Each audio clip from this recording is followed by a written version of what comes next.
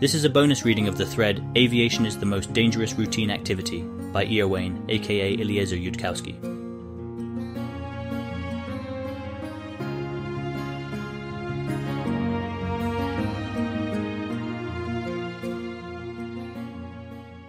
An alternative take on Aviation is Really Remarkably Safe by Lintamande, which you really must read before reading this.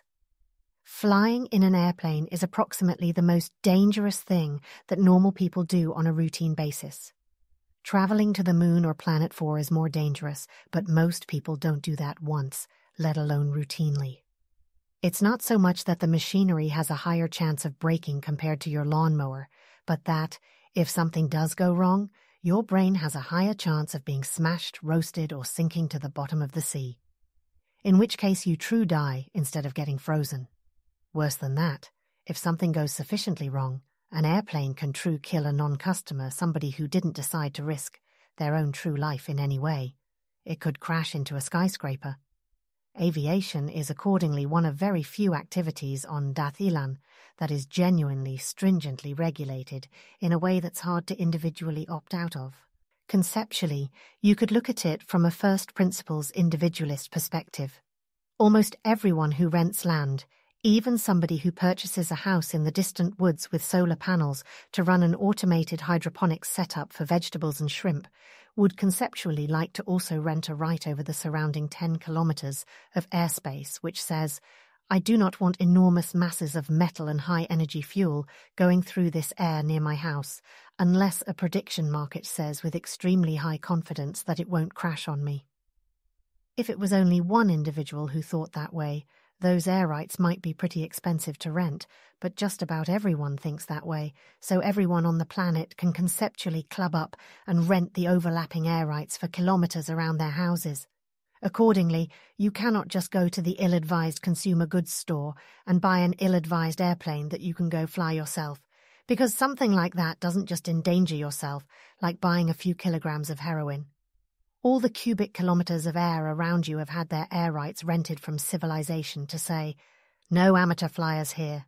Or think of it from the perspective of a coastal city, looking out at kilometers and kilometers of ocean, wondering if some rogue aircraft was going to zip out and crash into a skyscraper. It's not enough to say that it's legal to fly around however you like outside the city borders, but illegal to crash a plane into a skyscraper.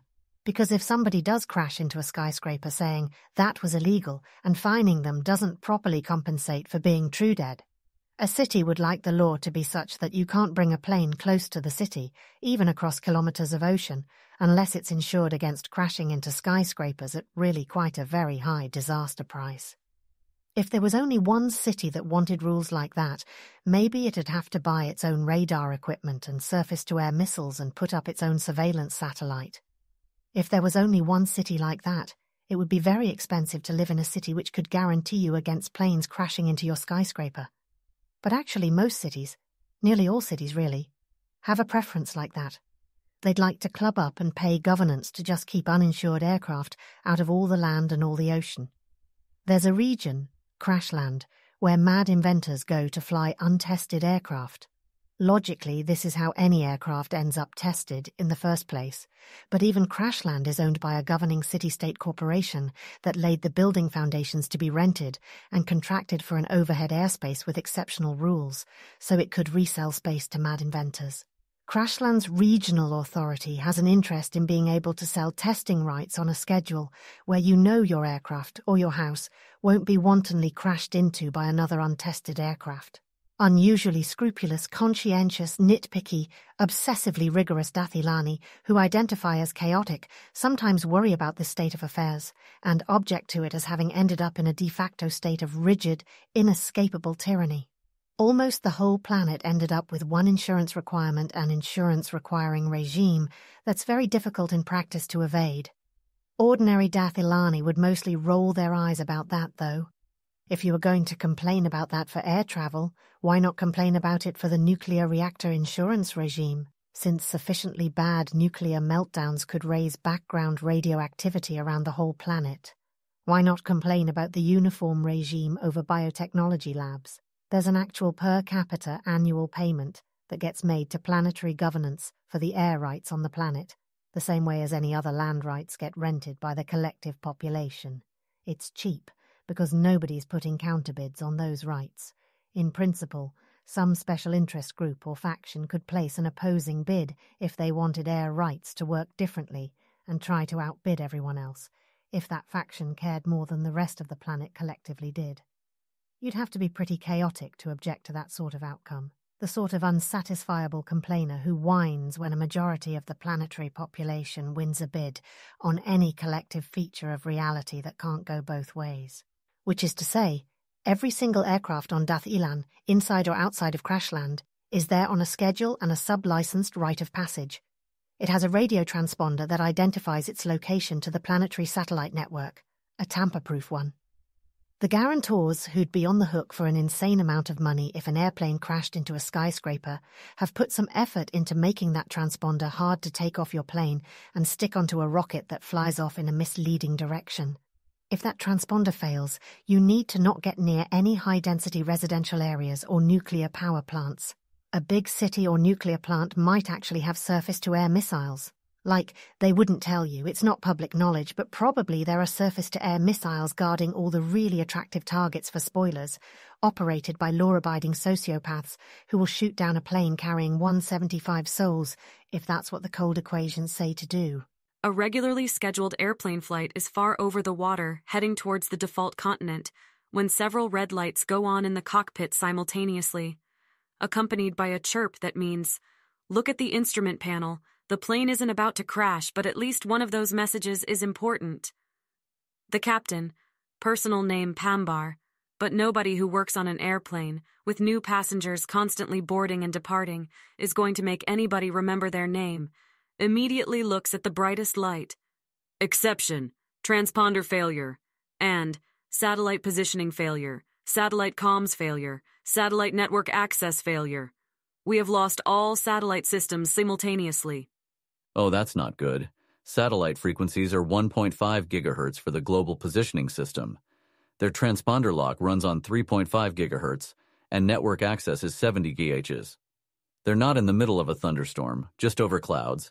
There's no thunderstorm scheduled to be near them, there's no solar weather warnings, and the X-ray/UV component of a sudden solar flare and subsequent ionospheric disturbance shouldn't wipe all of those bands simultaneously.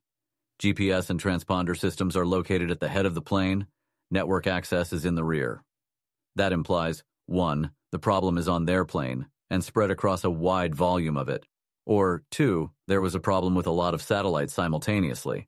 Or 3, something non-obvious is going on. None of those possibilities are particularly fun. That's one track of the first officer's mind. The other is checking that the first emergency backup radio beacon has automatically switched on. It has, and broadcasts that an exception is in progress, now 5 seconds old. He flips the return to your seats non-urgently light for the rest of the passengers on board the aircraft, which creates some optionality in case anything else is about to go wrong. Leaving the reason blank will create some worry about what the pilots have to do that's more important than explaining the seat return light. But it's not like that worry is unjustified, and the absence of an explanation for the network outage will also be conspicuous. Once he's done that, he turns to look at the captain. First-order belief, formed about what we do next. You form that opinion yourself before the other person speaks to prevent opinion cascades. My memory doesn't have anything we do for this combination that we don't do for any other form of cockpit comms failure. You turn on the shortwave emergency radio. I'll check all the instrument panels for anomalies. Arguendo. Anything which just damaged all active comms might damage the shortwave radio if we naively switch it on right away. Not seeing any signs of other damage to onboard electronics on the panels. Arguendo. Could wait 5 minutes to give an unknown comms equipment damaging phenomenon to potentially subside. Negative. If there's extraordinary circumstances not local to this airplane, then land may have urgent instructions on emergency frequencies. We can use the backup emergency radio if there's an ongoing damage source applying only to turned-on equipment. He doesn't actually think aliens just wiped their satellite network. But there could be some other weird thing going on that's not local to the plane, sure. He doesn't actually know what's supposed to cause simultaneous failure of all of those radio frequencies. He reaches out to the shortwave radio switch, then pauses. Predict 2. 1, that 14.3 megahertz is unobstructed. I'm at 1. Bet my 40 if it works versus your 60 if it fails. It's not particularly about money or pride. In this case, it's about which of them is forming a better grasp of the general emergency. Ugh. He flips the switch that turns on the shortwave radio. Shortwave radio cannot ultimately be reliable in the sense of 99.9999% uptime. Immediate, unannounced impacts of solar flares actually will knock it out. So long as everything is working correctly, satellite communications are more reliable than shortwave. What shortwave radio is simple. Radio in the 330 MHz range will bounce around between the ionosphere and the land, potentially for thousands of kilometers. Shortwave does not require locking onto a satellite, nor frequency clocks that run at exactly 70.231 GHz. You can, if you know what you're doing, build your own shortwave radio in a cave out of a box of scraps. A shortwave radio in Dath Ilan is therefore built for exactly one purpose: exception handling. A shortwave radio is a failover for when something less simple breaks.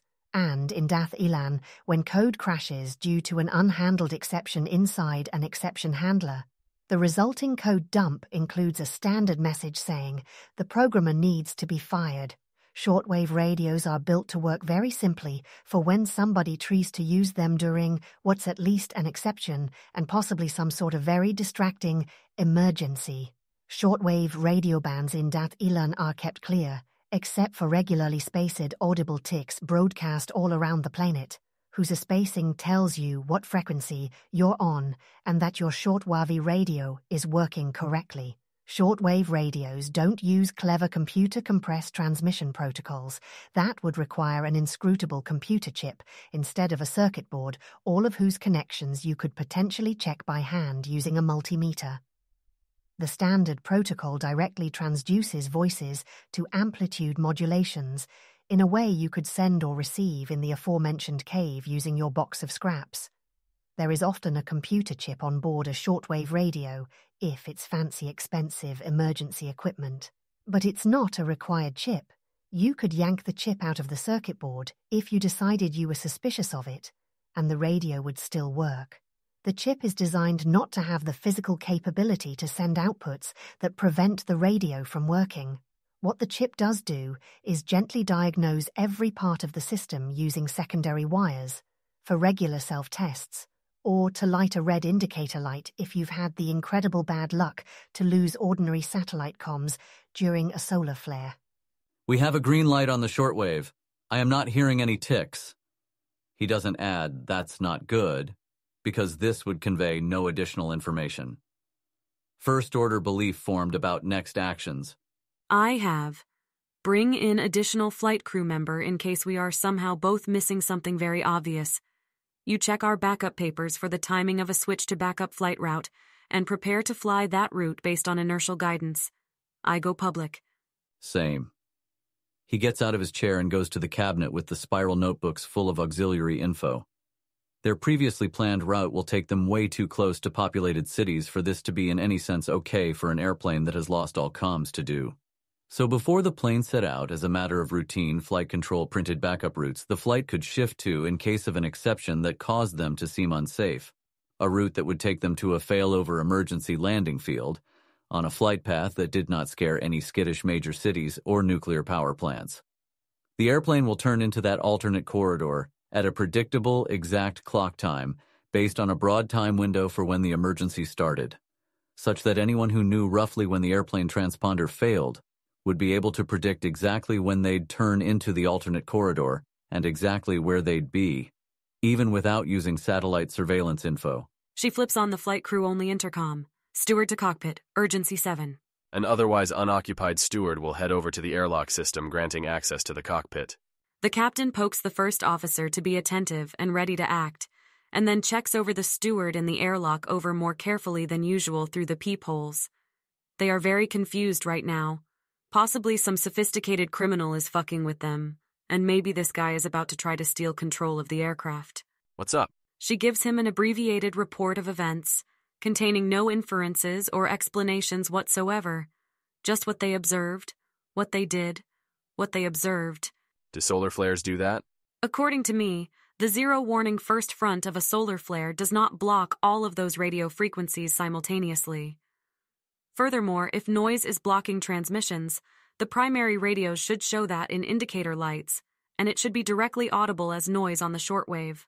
I've got no mundane explanations. Obvious non-mundane explanation, the criminal conspiracy hiding in the shadows of civilization finally made their move, and they simultaneously took out the satellites and the shortwave emergency stations as part of their opening play. But we're not obviously missing anything mundane or somehow thinking very unclearly in lockstep? Not to me. Point out the actual indicator lights you see as red so I can check your direct sensory perceptions. A couple of minutes later, she sends out the Blue Steward with instructions. A few minutes after that, once the Blue Stewards had time to pass it on the flight crew, she hits the plane-wide announcement button. Attention, attention, this is the flight captain speaking. Exception in progress. Not immediately fatal. Tick 20. That's not a good sign about the causes of the mysterious network failure, Keltham says, but quietly, because a lot of other people are probably saying the same thing, and sudden noise babble is not helpful during in-flight emergencies. We have simultaneously lost all satellite-based comms on frequencies 1.5 GHz for global positioning, 3.5 GHz transponder lock, network uplink 70 GHz. That covers systems located at front and rear of plane. Local diagnostics show equipment claims to be functioning, but is reading only silence. Failover shortwave on 14.3 MHz shows green internal diagnostics but complete silence, including of background ticks. We weren't prior warned of any expected solar weather which could do that. Observation out the window confirms that we are not in a thunderstorm, no thunderstorms predicted nearby. Radio noise from that or a solar flare would be directly audible on the simplified shortwave design. Flight crew member Blue Steward has personally confirmed our direct sensory experiences on this. Standard protocol doesn't cover this exact situation. Following general category protocol, we will turn in 27 minutes and follow an alternate emergency flight path to a coastal airfield where we can safely land without any functioning comms. Default plan to meliorize against. We are waiting 15 minutes to try to let any comms equipment destroying phenomena subside, then turning on the secondary shortwave to see if we can transmit between our backup shortwave and primary shortwave, to confirm whether both radios are working and the apparent radio silence is probably real. Green Steward is trained in running emergency local prediction markets in case of comms failure. Please don't set up new central markets unless you think you've got something important. If you've got high reliability, direct relevant information, or what you're pretty sure is a critical insight, stake 100 unskilled labor hours against minimum bounty, $10,000 ULH to pass to a crew member. If there is a keeper on board, or a socially acknowledged super genius or technical genius, please identify yourself to the crew. Okay, Thelem says quietly to her seatmate. Everyone at this point is speaking very quietly. I'm going to say it out loud, so I'm not just thinking it over and over. That really sounds like our plane just got isekai'd. 100 to 1 against up to my current life savings, Keltham says instantly. No bet. Did I miss a mundane explanation? Literally anything is more mundane than that. Aliens are more mundane than that. Aliens take out our plane, too. They saturation thermonuclear bomb the entire planet, which produces a lot of radio noise even if they don't care enough to particularly target our plane. Aliens with conveniently outcome-specific, overcomplicated exotic motives are more mundane than our plane suddenly appearing on another planet over an identical cloud bank. Who says identical? I wasn't looking out the window, and might not have remarked on a sudden change of cloud luminosity if I had been. This does not, in my own opinion, repair the primary problem with your theory. Your next line will be, of course in real life, it's not conceptual magic. It's not aliens. It's not even a giant criminal conspiracy. There is some completely mundane explanation we're all just failing to think of. Why yes, that is my next line. However did you know? It's what everyone always says in these stories right after something magical happens to them, unless the author has skipped over that part, on account of it being too repetitive on a meta-literary level. And I know I ought to ignore that, but I am just having a really hard time seeing past that point. I gently accuse you of jumping the start bell on recognizing us as having a state of confusion that appears more in fictional characters than in previous real history. If we'd seen something for which there was an obvious positive certainty of lack of possible mundane explanation, that's one thing. In this case, we have only the negative absence of a found explanation, and the cumulative search that's failed to turn up a mundane explanation sounds like it was maybe 5 minutes for flight crew. I'd say plus 1 minute for passengers, except that we wouldn't know if some passenger had found an explanation and were in the process of referring it upward. Slightly persuasive. I just worry that if this kind of simultaneous comms failure had any mundane explanation in the sense of being prior predicted by any imaginable state of reality considered previously probable, that prediction would appear in the flight handbook, and the crew wouldn't be telling us it was a mystery. So 5 minutes for the crew, 1 minute for us, and a couple of dozen expert years before this plane ever took off. Slightly valid. We get to look at our exact observations, and the ground planners have to consider all the possibilities. I agree your argument implies that whatever happened, it's not some simple cause that happens all the time and that we're just failing to think of. Could be some complicated weird failure which was nonetheless mundane and would be obvious if we had all the plane designers and engineers on board. You're postulating that a high-probability explanation exists without saying what it is not itself a high-probability explanation. Well, would you like to bet in full generality about whether our present experiences turn out to have a high-probability explanation or a low-probability explanation? Low probability, as in something that seemed less than 0.01% likely before the plane took off? It's an obvious joke, so Keltham doesn't get upset at the proposed unfair bet. If it was 1 in 10,000, it'd have happened already to some plane flight, and would be in the handbook. Low probability as in non-mundane, or it expands our view of the mundane. Changes, which sort of things we think can happen to us going forward. Isekai would count, aliens would count. Some weird side effect of a solar flare would not count. Where would you put civilization coming up with some weird reason to suddenly shut down all the satellites and shortwave radios, but ultimately a reason explicable inside all of the standard physics we know, and motivated by understandable reasons and not involving any aliens? Let's call that one non-mundane. I'm not picking a definition of non-mundane that's never been realized a la since the beginning. Not one unusual thing has ever happened. Like, whoever first discovered radioactivity was dealing with something pretty non-mundane by their standards, if they wondered why purifying glowing rocks was making people sick. Also, civilization should have maybe sent a message telling us to shut up too, on most theories like that. Heavily implied, but I check. Whatever called for screening history would qualify as non-mundane by your standards, even though we're told that it's not about anything that violated physics, nor was non-mundane in an ultimate sense. If anything with that level of drama is going on, non-mundanity will have been said to win. Secret, hidden, negative utilitarian faction is attacking, and destroyed the satellites and emergency transmitters as their opening move. Sure, I'll call that non-mundane. Mostly because I don't think they can actually do that, by the way. Not betting my life savings, but I'll go my $10 ULH against your $10,000 ULH on something non-mundane having happened. No. I think at those betting odds and something very weird having just happened to us, I want to exclude the negative utilitarians shutting down satellites and emergency equipment as not being ultimately non-mundane. My $10 ULH against your $1,000 ULH, but the negative utilitarians still count as a win for me. Obviously, I ought to check if there's odds about that in a general onboard prediction market. Where's the fun in both of us going off and looking at the standard market odds before we bet? Where's your sense of adventure, Keltham? Of non-conformity?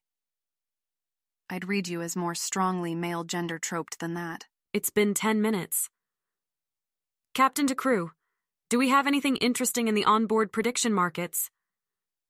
The crew probably would have bipped in a non-urgent notification if there was anything running high or that just seemed obviously correct. She was kind of hoping that someone on board would have some clue about what was going on, would confess to having some kind of mad experimental anti-radio equipment buried in their checked luggage. Not exactly that, of course, but something. As one starts, so does one often continue. Blue is staying on cockpit management. 70% all other possibilities is the bad news. 30% something understandable is better than I expected. Yes, well, 25 of that is on a super criminal having sabotaged all of this plane's comms equipment simultaneously. Wouldn't have expected that to get to 25. As the proverb goes in aviation and most other industries, it's never super criminals. There's really not a lot of good explanations being floated besides criminal masterminds is the thing here. Like, even the all other explanations aren't that good. 2 of the remaining 5 is on sabotage of all land comms. I got myself a piece of 1,000 to 1 about our plane not being in Dathilon anymore. I foresee settlement issues. Honor system. But what do you honorably do? Never mind. Do we have any tests? If it's cheap, I'd do anything someone wants to pay 100 for at this point. No cheap active tests. The market is holding some of its breath on you breaking out the backup shortwave equipment in 5 minutes, and wants to know the flight crew's independent estimate of a probability distribution of when we ought to see an escort flight of aircraft showing up. If, we're still in Dathilon, and exception handling is not incredibly busy. And then the market wants to know when we're predicted to see land, or any other clear landmark, if we are where we think we are and no escort flight shows up. Please don't tell me we've got half the passengers planning out an isekai handling strategy just in case. All right, I won't tell you. Captain, if criminal sabotage is running at 25, we should not be trusting the inertial positioning system. Radioactive shit. Blue, tell the market we're subsidizing an estimate on whether the inertial positioning system has also been sabotaged, and does anyone have a weird personal toy with independent IPS? And somebody has to have a compass. No, we're buying all the compasses anybody has, in case a criminal planted one that's sabotaged. And see if anyone's got ideas about checking for a planted piece of onboard equipment that could drag a compass off course. Time to break out solar angle calculations? And check them by hand in case somebody sabotaged the computer. Blue, we also want to borrow 5 randomly selected wristwatches so we can check the main computer's clock. Group random number generation, not individual. And then afterwards they should call in Green to find out what Green thinks Blue said the cockpit said. But this, of course, should not be said out loud right now. Tell the market we'll have an estimate on predicted land site conditional on everything else we believe being true in 30. Escort flight showing up conditional on everything else we believe being true. Very rough estimate. About an hour from when comms first went out. Could be longer if they're not going supersonic to get a beat on us, but I predict they'll go supersonic. If they're not here before we hit land, then we're lost, or exception handling is busy. So in non-mundane worlds, that'll kill almost all the business-as-usual probability before we can sight land. Assuming we don't sight land early, of course. Which side of the isekai bet did you bet on? I bet on us having isekai'd. I need the resources more in worlds like that. She flips the comm switch off. Not saying I buy the isekai theory yet, but I'm increasingly unhappy about all these clouds below us, blocking our vision of what could be below. Cost of deviating from our ground-predicted flight path seems very high. Yeah, I know, but... Even if criminal masterminds shitted in our compasses and mind-controlled away our sense of where the sun ought to be, I don't think there can be anything underneath us except a 100% probability of water for at least an hour. If we've still got clouds below us in 90 minutes, after we're on the emergency path and no exception handling flight escort, I think that's time to consider whether to look below them. If we've got no flight escort in 90 minutes and an endless, unchanging sea of mysterious clouds, I start to feel nervous about trying to descend below them. Glad we don't live in that sort of universe. In 3 more minutes, we're going to break out the backup shortwave radio and it'll just work fine.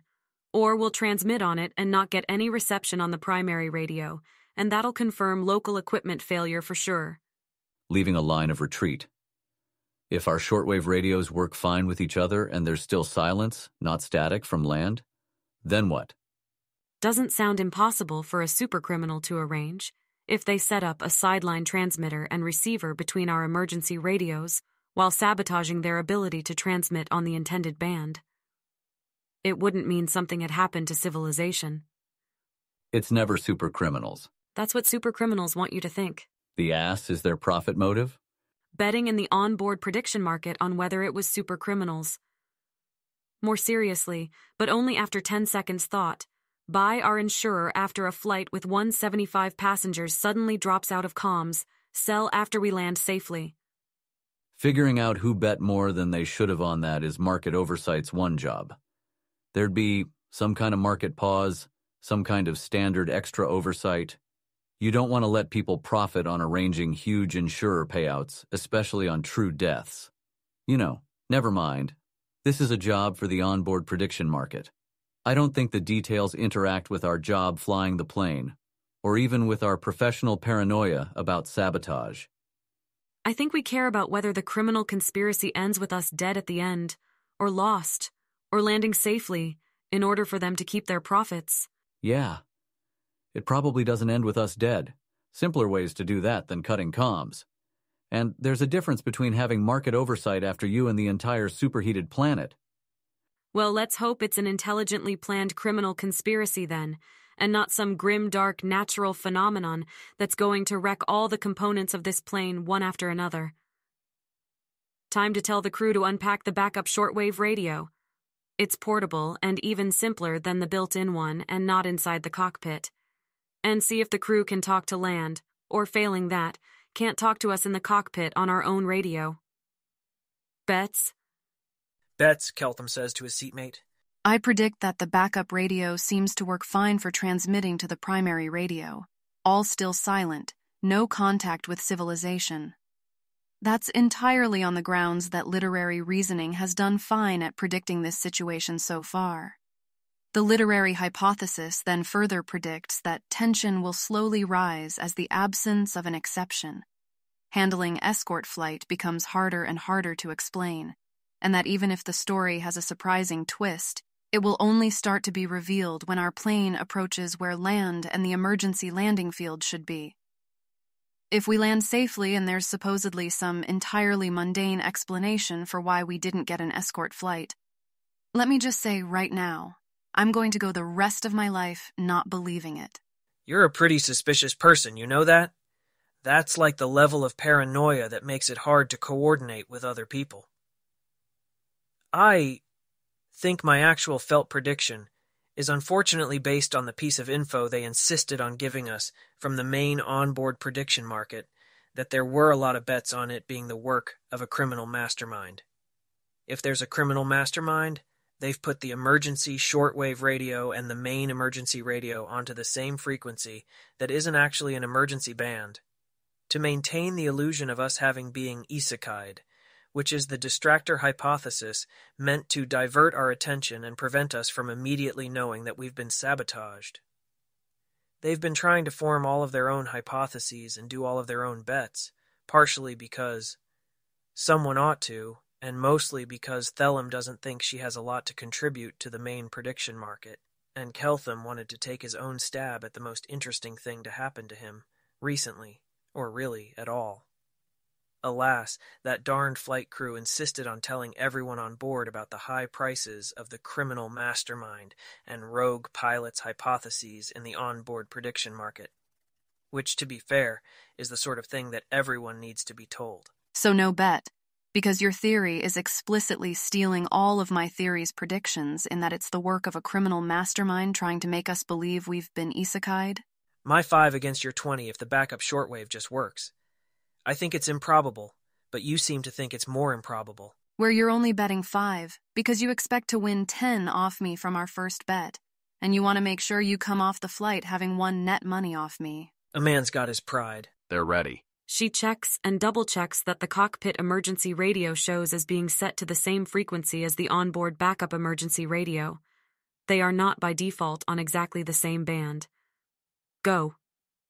There's no clicks on the emergency radio. Flight 43 to exception handling. Flight 43 to exception handling. Is anyone out there? We have lost comms. They can hear it clearly in the cockpit. Also, Flight 43 to exception handling. Is anyone out there? She hears the captain's voice and her stomach sinks a bit. She waits. There's no clicks, so she's pretty sure there's not going to be any other reply, but she waits anyways. She flips over to the cabin crew frequency. Let me know when you've got an update on how the market reacted to that, she says, and gets back to flying the plane. On the plus side, it was all a conspiracy by the pilots just lost most of their money, she figures. Though it won't be down to zero. We've got a market update. he says, a bit later. Tick 30, she says, and finishes up the last few steps of her solar navigation reasoning. Go. Main news is we're up to 70 on criminal conspiracy, and it no longer takes as much mental work for him to normalize out the pilot conspiracy part of the probabilities. But that part of the market is not being communicated to the pilots. I'm going to need to hear the attempt at divining market reasoning on that. It's never super criminals. Green says major bettors with prediction market experience all independently concluded there is no self-consistent scenario where all of civilization's emergency radios stop working except ours. We weren't told to shut ours off. We are broadcasting. If aliens hunted down every last active transmitter, they would have gotten ours. If negative utilitarians blew up the exception-handling transmitters, we'd be hearing non-EH emergency transmitters. The emergency radios visibly appear to work with respect to each other.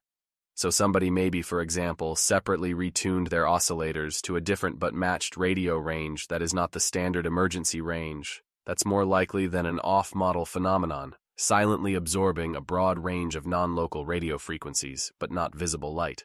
How are we on building a shortwave radio from scratch? Flight crew has started assembling the process for it. We have 5 volunteers with relevant practice, but they were told to wait for your sign-off before proceeding. They say it's a classic, clever engineering problem, but not one that they're going to solve in the next 5 minutes, especially given that they have to assume the multimeter in the onboard repair kit was also sabotaged, and they intend to work on the assumption that any one of the 5 might be a conspiracy confederate. Also, if the conspiracy is really trying hard, which they clearly are, they might have, for example, concealed a transmitter on emergency bands, which broadcast the anti-pattern for the standard targeting clicks, so we won't be able to hear those on the hand-built radio either. That case wouldn't stop us broadcasting to exception handling, but it would make it harder for us to find the right frequency to broadcast on. Unactionable good news. There's some recent market probability on this being a prank. A shitting prank? Are they shitting serious? Somebody on board thinks they remember that the top-of-the-line models in the next generation of handheld digital devices are going to have satellite location. In other words, starting in about 2.5 months, it will no longer be possible to make a group of plane passengers believe they've been isekai'd without a lot more work. From this theory, it follows that our comms will come back on before we divert flight paths, or at least before flight paths have diverged too far, I guess. It's a lot more cruel as a prank if they actually end up diverting us from our target airport. That sounds profoundly unlikely. What's the market probability? It was just raised as a possibility, or rather, the rationale from the next generation of personal devices was just raised as a possibility, so it was 1%, but moving quickly when I got the update. Limit order of 1,000 at 3% ceiling. Disabling our transponder is a huge shitting deal. On this theory, the transponder wasn't disabled.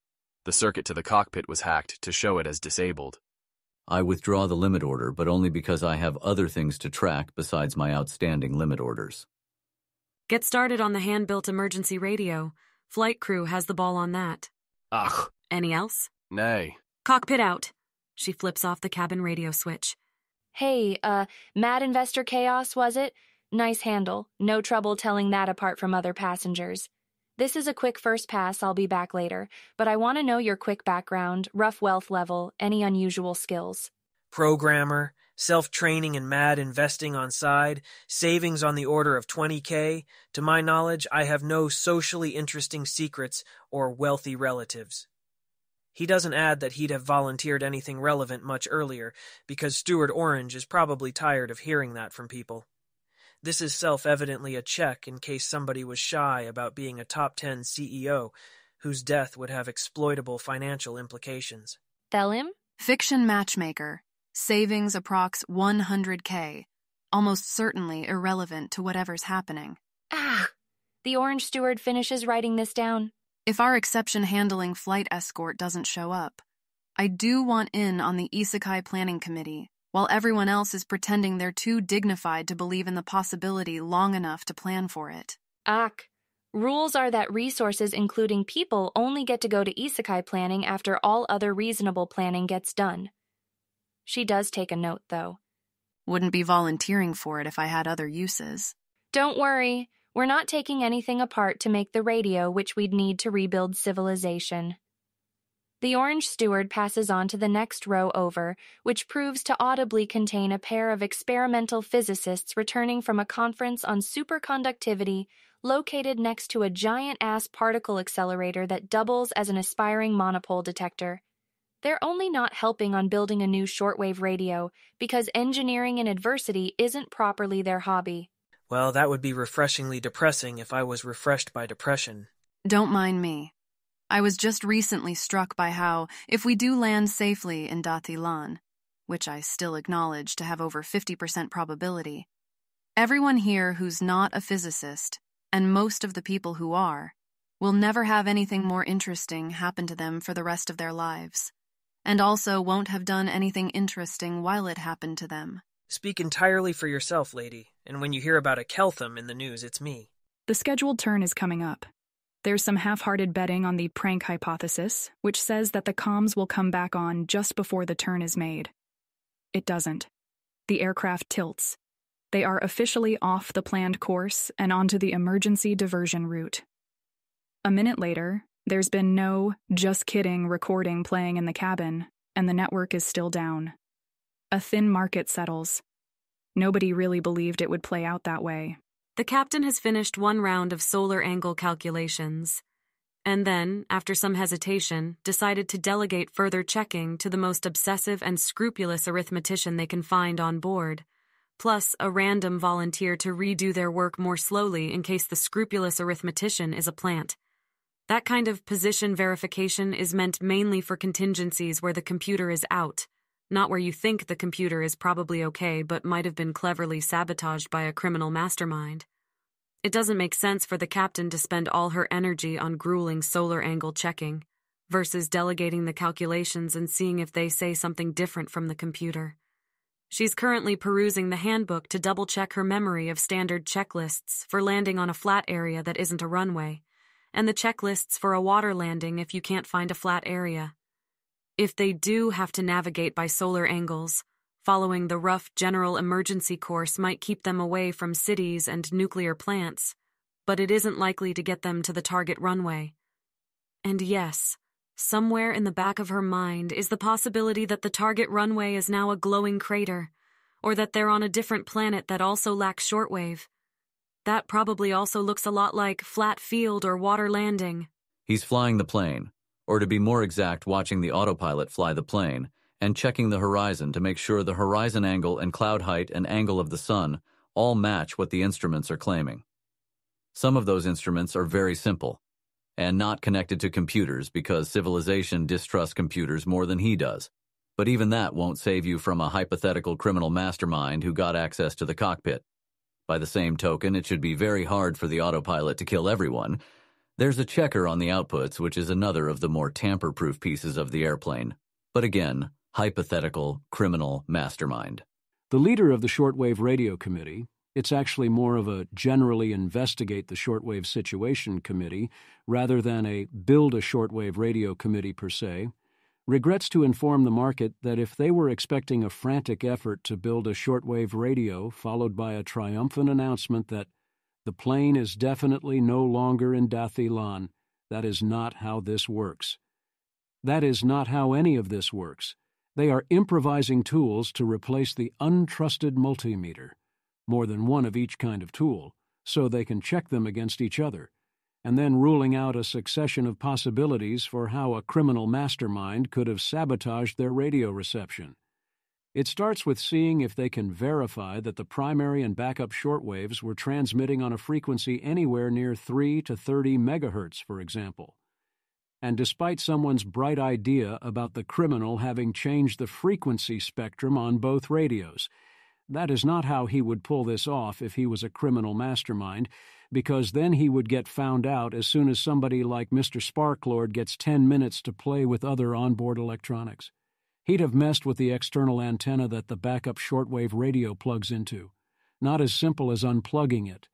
Then the backup radio wouldn't have transmitted to the primary radio or vice versa. But if he's allowed to hook up the antenna wire to complicated equipment, it's not even slightly hard to...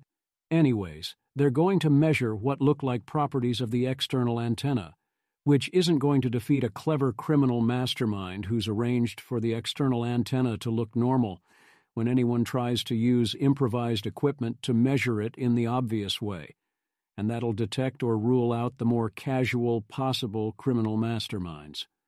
But mainly, the thing you've got to do at this point is very carefully drill through some appropriate part of the aircraft interior until you reach metal, and then figure out how to use the external body of the aircraft as your shortwave antenna, as tapped at multiple points that the criminal mastermind can't predict in advance.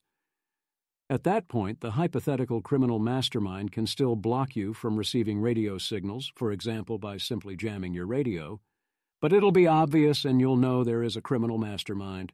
If the solar angle checker matches where the computer says they are, so that they still seem on course to land safely on the runway along their emergency route, she is not particularly inclined to allow the risk of trying to drill through the cabin ceiling in order to use the external aircraft body as an antenna.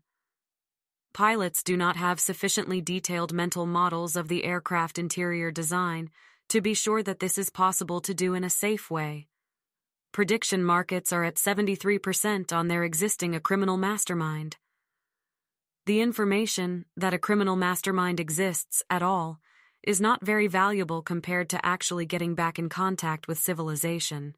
Well, if the criminal really wants to keep them out of contact with civilization, and doesn't mind throwing away the isekai conceit in order to do that, it's just not that complicated to detect the start of a successful shortwave transmission and turn on a high-powered jammer they previously attached to the underbelly of the aircraft. Noted. That being the case, her decision is that Sparklord is not to do anything that even slightly risks cabin integrity in order to, probably, merely obtain more definite information about whether a supercriminal exists. Please continue trying to contact civilization, by means short of that, or as a distant second priority, obtain definite confirmation that intelligent meddling was at work. That's Mr. Sparklord, but understood. He'll play this game the boring way, and notify the market as he slices off little chunks of probability for how casual the criminal mastermind could have been about setting up this apparently impossible situation. Time passes. Pretty soon they're coming up on the edge of the calculated time for when an exception-handling escort might show up. Assuming that EH uses supersonic but not hypersonic planes, that EH had a base reasonably close to the emergency landing field, that EH's plane scrambled in 10 minutes, and that they fly to where they expect Flight 43 to be based on accurate course-keeping and satellite data. All optimistic, but not crazy optimistic guesses. The window will last maybe 45 minutes before you have to start getting unnervingly pessimistic to explain why exception handling still is not there. Mr. Sparklord has ruled out some of the dumbest and easiest to catch ways that a master criminal could have set up the distracting, surreal element of the crime. Mr. Sparklord notes for completeness that he's got some suggestive signs of the antenna not being totally a normal antenna anymore. Once you attach the backup shortwave radio to it, but it's hovering around the edges of what he can detect with improvised instruments. The probably sabotaged multimeter doesn't show it. They're pushing things hard enough that a false positive would be almost expected. It's definitely not just that the backup shortwave was retuned to a different frequency along with the primary shortwave that he's ruled out, but only a really lazy master criminal would have tried that in the first place. Somebody has now placed a bet that Mr. Sparklord is actually the master criminal, here to watch his work play out, but it's only a small bet.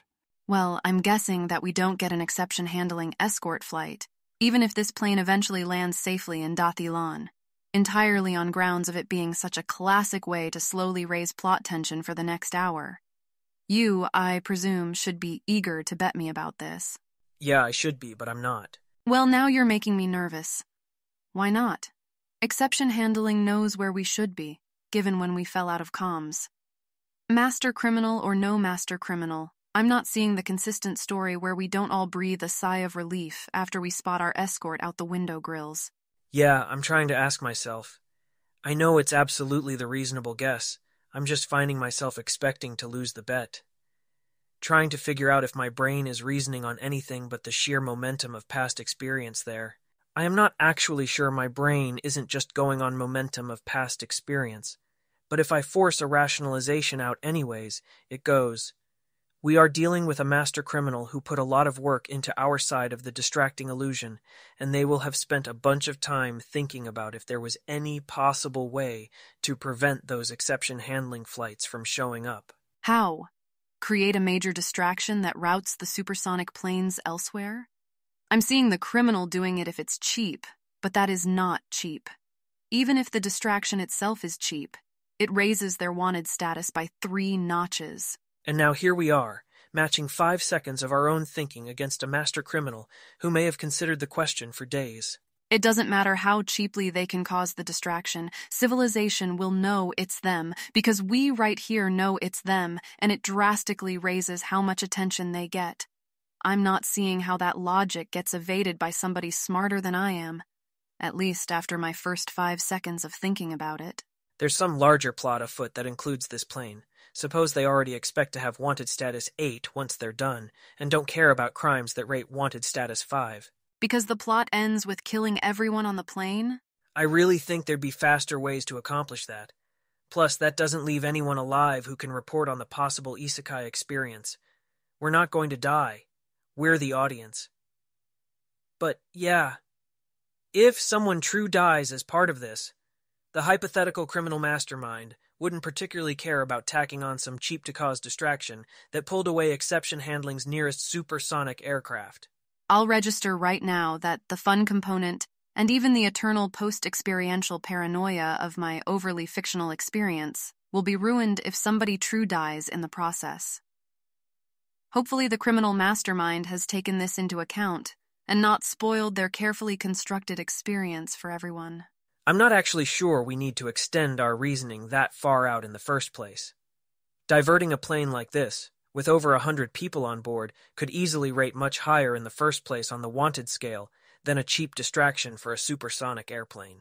Safety guardrails are getting trampled here. The amount by which it risks our lives and true lives is not literally zero, even if all reasonable extrapolation by the criminal has us landing safely. I doubt it's multiplying our risk factor by more than, 3.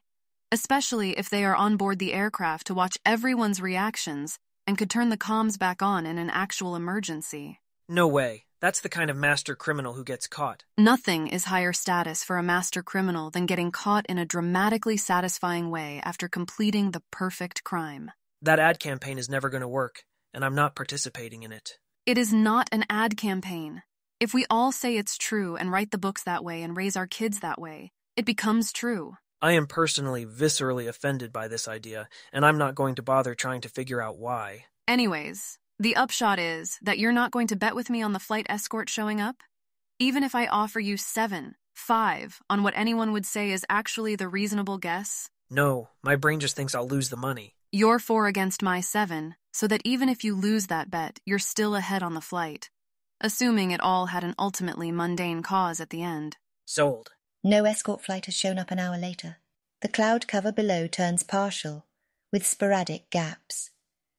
The pilots briefly tilt the plane to one side and then the other, while somebody with binoculars looks out through the screening grille at the gappy cloud sea to try to spot a coverage gap that goes all the way to whatever's below. The plane is confirmed to still be over ocean. Well, over water. Well, over enough water in at least some places to appear in shafts through the cloud cover. In principle, they could be overflying a large lake, but mostly this is taken as, we expected to be over the ocean and we're over the ocean. People are trying to do napkin-back estimates on whether they ought to be able to expect to see container ships crossing the ocean if they overfly a bigger break in the cloud cover. Container ships should definitely be visible from their height. Those are large. Calculations confidently imply that there's enough container ships traveling between those two continents that if they were distributed evenly or randomly across the waters, the plane would definitely expect to spot one if they flew out of the clouds. Unfortunately, there is no reason why container ship routes should be distributed randomly. Quite the opposite. Those routes will be optimized, and nobody on board knows the details. So even a total lack of container ships seen on the waters below, if the clouds clear up further on, would not be proof positive that something mysterious has happened. There are now passenger committees planning for the following possibilities, among others. Something happened to Aviation, which disabled all the shortwave stations that are powerful enough to transmit to Flight 43 at a level that onboard radio could receive. And this means there's no support from civilization after this plane lands either. The plane has been mass isekai'd to an uninhabited world. Isekai to inhabited world with cultural aliens, or actual aliens. Thelem has joined the third of these committees. She has read much fiction on this subject, and that does actually count for something, in a world where most primary fiction is written and critiqued by people smarter than her. Keltham has not joined any of these committees, on account of still being pretty sure that this plane is going to land in an otherwise functional Dathilan, whatever criminal shenanigans were going on. So even if he tried joining a committee like that, his money wouldn't really be on it, and that being the case, he'll let other passengers go ahead of him. Anyways, somebody on board, in fact, does have an e-reader with all 7 standard primary volumes of self-improvement for isekai self-inserts. Some background, in case the whole backstory there isn't obvious just from the title. There is in Dathilan a literary custom that if you write an isekai protagonist, and you desire that isekai protagonist to be realistic in a certain sense, then you, the author, don't look up anything that your protagonist would need to just remember without any books or libraries or network access or experts to consult. Not all isekai protagonists are written to this rule, but some are. This meta-literary trope is sufficiently established in Dathilan to have its own supporting literary industries. For example, experts you can hire, so that if you think your protagonist remembers how to synthesize sulfuric acid, the expert will tell you what would happen from the protagonist's perspective inside the story after trying what you write down, without you, the author, needing to look it up, and thereby contaminating your own memory. Literally nobody remembers a time when this metal literary trope has not existed. It's the sort of thing that was instantly reinvented after the second stage of the Great Screen. It isn't named after anyone, any more than the first 100 integers are said to have been discovered by somebody. If there was a point in Dathilani history when this trope was coined, it's long since been forgotten. It would of course be terrifically shameful to claim you were writing to this meta-literary trope and then steal a glance in an encyclopedia. That's the sort of literary misconduct where, if proven to 90% credibility, it'll get you denied residence in the sort of cities that prefer to be only inhabited by people not previously proven to have been dishonest to over 90% credibility, and excluded from a lot more friendship circles than that. But of course nobody really thinks of doing that when they consider the question of how to make their metal literary trope-abiding literary protagonist more impressive. If they want their protagonist to do realistically better, they'll just have to learn that knowledge themselves. And again, this metal literary trope has existed for as long as Dathilan's short memory remembers. And in Dathilan, when people want something, they are willing to pay something for it. And if a lot of people want something, industries will spring up specialized in meeting that want. There are, obviously, this really should go without saying, hundreds upon thousands of books promising to improve your realistic self-inserts by offering mnemonics and exercises meant to help you retain knowledge about things an isekai protagonist might need to know. You can look at the statistics about whether authors' characters did in fact remember them right, and what the conditional probability market said about the chance that the author would have done better with a different book, in case that's just a non-causal correlation in a way the market knows about.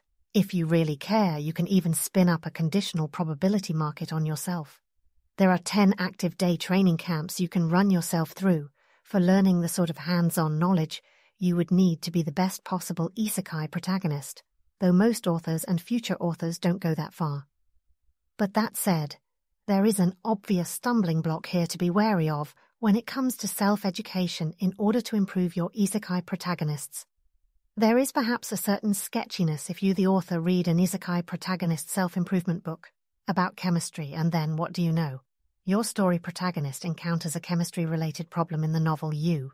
The author started writing 1 week after you virtuously put that chemistry book away and virtuously didn't peek, To be clear, if for other reasons you've honestly lived your life researching industrial acid synthesis, and then you decide to write a novel about an isekai protagonist who luckily used to work in the chemical industry, using their expertise in an alien economic magical world, that's universally agreed to be fine and cool. That's the author's real strength that the isekai protagonist is showing off. But since that's so cool, it would be shameful to try to look that cool, by a sleight of hand, when you're not actually that cool. Shameful and dishonest. Most isekai protagonists, one assumes, would not get a chance to go back in time and read exactly the right book they needed 1 week before getting isekai'd. So if you read exactly the right book 1 week before you start writing the self-insert story, that's a way of making the character look better read than you'd actually be in a realistically similar situation. If your isekai protagonist gets unrealistically lucky that way, you declare it explicitly by mentioning in story how your protagonist read the same book you did 1 week before getting isekai'd. To do otherwise would be dishonest and shameful. One might say that the whole point of this meta-literary trope, once declared to be in force, is to have the isekai protagonist look only as well prepared as the author actually is. Any impressionable person of the appropriate gender who reads a novel with the blazon of this trope upon its cover and gets all starry-eyed about how knowledgeable the protagonist seems to be should not be disappointed when they attempt to date the actual author. But of course, everyone on Dathilan who reads self-insert isekai fiction at all has heard of the 7-volume book series whose title is literally just Self-Improvement for Isekai Self-Inserts, and it hardly stretches credulity even a tiny little bit if an isekai protagonist happens to have read it. That is to say, there's an obvious use for a focal point in this industry, so this facet of Dathilan has carefully put together that focal point, since there's not room for multiplicity. One could go on about how this edited compendium is assembled by verdict of fandom and verdict of prediction markets to contain all the most successful bits of isekai protagonist self-improvement that has done well out of previous books on the subject, along of course with references, and thereby advertisements, to the isekai protagonist self-improvement books they were taken from, and what happens in terms of royalties if a later author devises a marginally improved version of a rhyming parable for how to make sulfuric acid, where most of the innovation was in the earlier version. But that's not the point right now. The point is, declaring that a protagonist happens to have read all 7 volumes of self-improvement for isekai self-inserts is practically a free action in terms of the story's burden of improbability. Tons and tons of people have read those volumes in real life. Your protagonist doesn't even need to be an isekai fiction writer.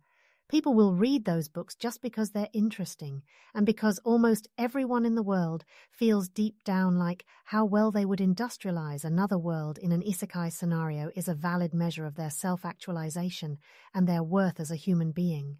The fact that somebody on board literally has a physical copy of self-improvement for isekai self-inserts is evidence against this plane being in a trope-abiding isekai scenario. Really. Having your character take a physical copy of self-improvement for isekai self-inserts with them on the isekai and not need to remember any of it would just be odd.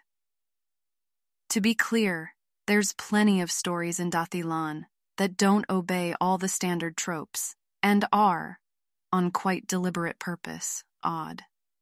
Thelem is just saying that if they find themselves in another world with a physical copy of self-improvement for isekai self-inserts and no need to remember any material it covers, they should keep watch for strange inversions of other tropes too. The e-reader with those 7 volumes, alas, is in the cargo compartment of the plane, not in the passenger cabin. In the event that there's no sign of civilization or signs of primitive alien civilization where the landing pad was supposed to be, the Ad Hoc Passenger Committee on Inhabited Destination Mass Isekai Scenarios recommends that the e-reader with these books be retrieved from the cargo compartment, even if it means risking somebody's true life to do it. The pilots should be asked, if this scenario develops, or seems to be developing, not to crash land the plane in a way that risks damaging the cargo compartment. There's genuinely important stuff in there. Some engineering care has already gone into not just completely abandoning the cargo compartment if the plane needs to do an unpaved land or water landing. Yes, the passengers' lives are more important, but Dathilan doesn't feel the need to show how virtuous they are when it comes to not caring about mere possessions. Sometimes people put things they care about in their luggage. If the plane made a water landing, it would not, of course, sink. In many plausible scenarios, like suddenly needing to land into rough waters in the middle of the ocean, you would want to keep everyone on the plane for a while, rather than entrusting them to inflatable boats, so the plane can float indefinitely if you cut loose the engines and some of the wings. Not literally through hurricanes, but in fairly rough waters. It'd be possible to access the cargo compartment from the cabin once water landed via opening an emergency hatch. Keeping the cargo compartment watertight is part of how the plane stays afloat. If there's really no sign of civilization at what inertial positioning claims to be their destination, it will be a very hard choice between find some place that looks flat enough to land and doing a water landing. Some thought has been given toward giving a water-landed plane the ability to beach itself afterwards, or land such that it bleeds velocity at just the right rate given prevailing winds, until the airplane slowly glides into what looks like an unobstructed beach, but that is iffy. Alternatively, trying to get all the passengers onto inflatable life rafts and get them all to shore. You could lose somebody that way. You could lose somebody all available ways. The onboard market says it doesn't particularly expect no sign of civilization once they get to where inertial positioning would place their landing runway. But the captain is thinking it through anyways. You can't trust market prices denominated in assets that don't mean anything if civilization has vanished. And there is not a known solidified exchange rate between civilization-dependent asset prices and unskilled labor after landing, conditional on civilization being gone. His own mind keeps going back to the question of what happens if they get to where the air traffic exception station is supposed to be, with a runway facing the ocean, and the cloud cover is still solid, and their short-range emergency radio hears nothing from the station. Their plane's emergency route will obviously have been planned in such a way that nobody crashes, even if all planes on Dathilan simultaneously lose comms and switch to their emergency routes. And yet somehow he's still worried that there will somehow mysteriously be a plane blocking the runway. Or, yes, that their inertial guidance has also been sabotaged and there won't be a runway there. The planned emergency route says to just descend and land on that runway as you come in from over the ocean. Doing a preliminary pass and circling the air traffic exception mini airport is not in the plan. Maybe that does crash into somebody or something, if all planes in civilization are having the same problem simultaneously. But just descending directly into the clouds with intent to land directly on where a runway should be, if there's no visual contact or radio contact, does not seem very safe. Obviously, after today, the emergency plans will be revised so that all emergency diversion routes offer an explicit option to circle the exception airport once before landing. All of those decisions are ones she needs to make in the next 30 minutes.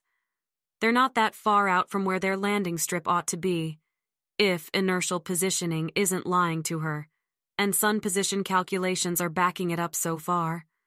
If this flight was any further from land than that, there'd be a relief pair of pilots on board. Actually, this flight was gently pushing the edges of that limit, on its original flight plan, and theoretically she and her fellow pilot should go off shift 20 minutes from now. In the back of her mind, she takes a brief political moment to appreciate that civilization is the sort of chaos-tolerant place where in 20 minutes she can just declare exception and go on flying the plane, rather than some well-intentioned regulator having installed aircraft control lockouts to prevent employees from staying on shift longer than regulations say they're supposed to. Of course, people in civilization's lawful factions all say that's not what they want, and of course they would never. But she doesn't really trust them about that.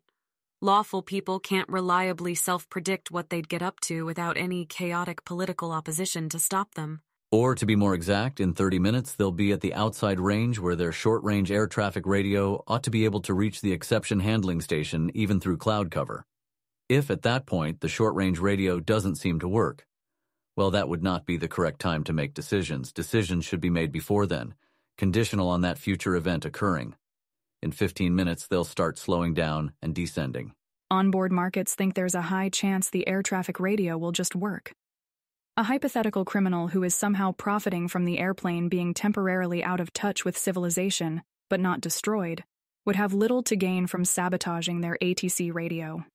It buys only a few more no-contact minutes before the plane actually lands, at the cost of a noticeably greater chance of doing real actual harm.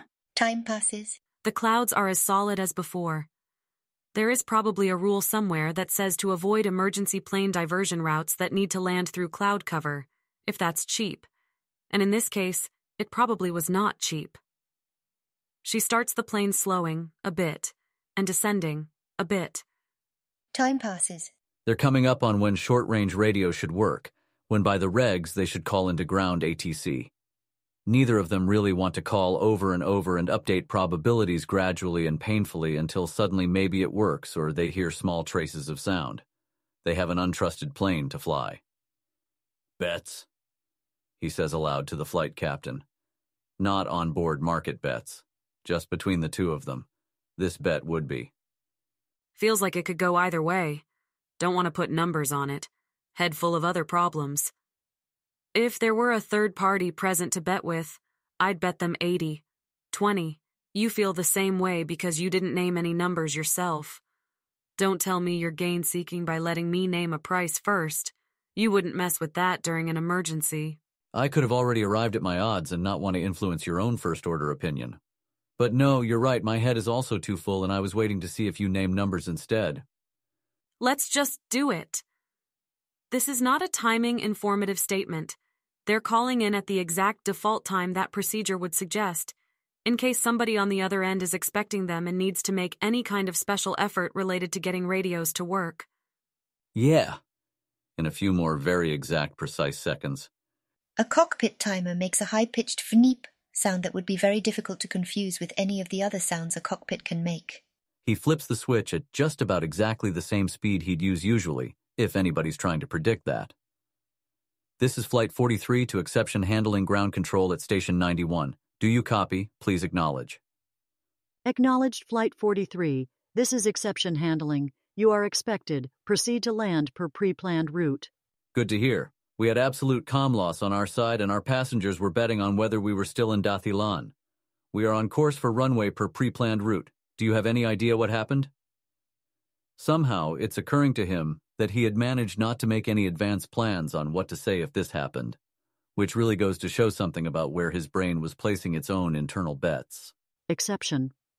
On my understanding of reality, Flight 43 has had comms difficulties and has been in only intermittent contact with Exception Handling, but reported they had no other mechanic difficulties and were on course to land safely with us along their pre-planned emergency route. Our perceived reality is that we lost satellite GPS, transponder, and network. Our shortwave radio and emergency backup shortwave radio were able to communicate with each other, but not detect any of the band identification ticks. They would have told me if your transponder went out. Do not land without further orders from Exception Handling. Repeat, do not land on runway. I notice I am confused. Say again that air traffic control at Station 91 has noticed its own confusion. I am declaring and escalating an exception inside of the emergency procedure. There's an alarm going off in the background, audible over the radio, but very gently, and at a volume which wouldn't otherwise interfere with anyone talking on this frequency. She thinks very quickly then. Pass conversation? Air traffic. I am passing this conversation to Captain. Air traffic, nay. I say nay and declare exception. This flight has evidently been gaslit. Say again gaslit. I infer this flight has been subjected to detailed control of its perceived reality. I do not know that you are actually air traffic control. Proceeding along pre-planned route.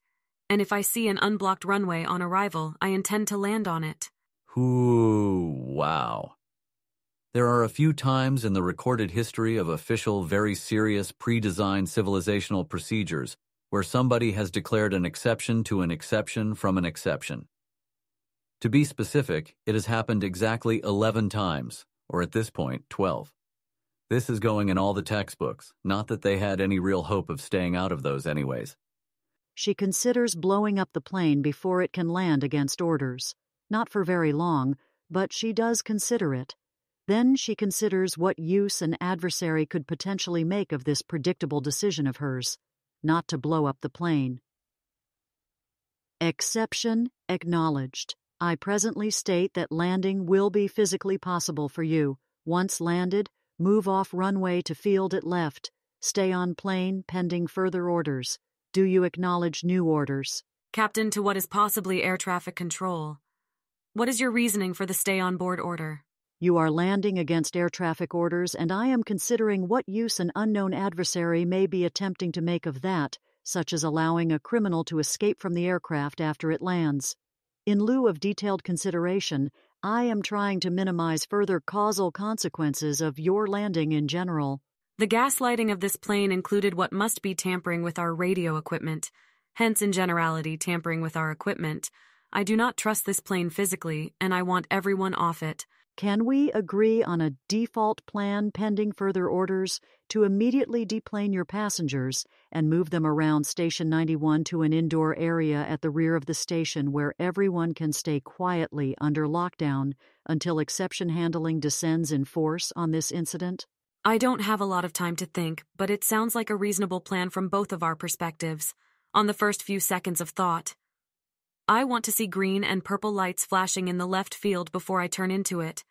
This will not rule out interception attacks on this conversation, but it will slightly reassure me about whether I have causally interacted with air traffic control at all during this conversation. There are obviously all sorts of encryption protocols that a plane and air traffic control could be using if the plane's network connection was functioning. This conversation is occurring along a channel that is meant to just work robustly instead of going through complicated computer chips. Acknowledged. You will see green and purple on landing, assuming no other exceptions occur. My side needs to have internal conversations and with exception handling headquarters. I ask you keep this radio channel open. Acknowledged. We are all kinds of happy to stay in touch, if you're really air traffic control. A lot of exception handling had already been quite busy, or paying attention to other things, at this exact, particular moment, for reasons which will become clear. But it doesn't take a lot of brains to guess wildly what probably just happened. Some people at air traffic control, if in on this loop, must have already guessed what happened, or at least massively updated probabilities based on a guess that two strange events are relevant to each other at all. Exception handling makes a blind guess, a snap decision, and orders air traffic control that everyone who knows about a Flight 43 anomaly is to stay inside the same room and not communicate outside of it, except with Flight 43 itself, or exception handling, for the next 10 minutes. Those 10 minutes are putting safety margin along how long it should take to somehow verify that blind guess, bring the chief executive of civilization and the rest of civilization's sea-level suite up to speed. And then order a general planet-wide market trading halt on all non-essential markets. Civilization does not do this every day, not even every decade. Hello, customers.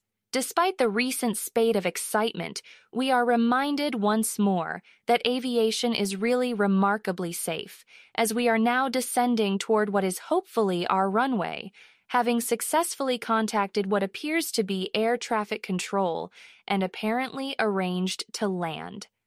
I'm sure you're excited to update those market odds. Well, you've got one more minute for any last-minute trades like that, but then return to your seats and fasten your seat's safety apparatus about yourself to prepare for landing.